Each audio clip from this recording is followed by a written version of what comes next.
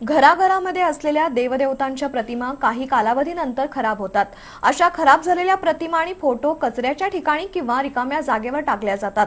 अशा कचऱ्यामध्ये किंवा उघड्यावर पडलेल्या देवदेवतांच्या प्रतिमा गोळा करून त्या शास्त्रानुसार विधिवत नष्ट करण्याचा उपक्रम जनलोक सेवा प्रतिष्ठान राबवत आहे।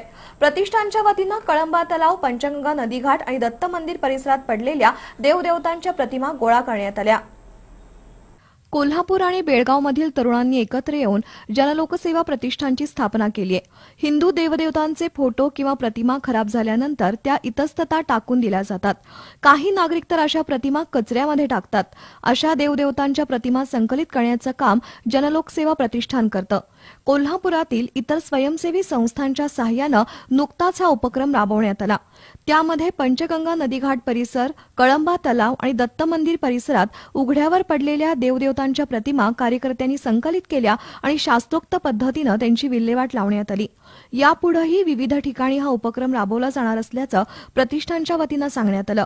या उपक्रमात संदीप बडसकर, विरेश हिरेमठ, नारायण मोरे, किशोर सुर्वे, विनोद चौगले, सौरभ पोवार, बीजी मांगले यांच्यासह जनलोकसेवा प्रतिष्ठानचे कार्यकर्ते सहभागी झाले होते।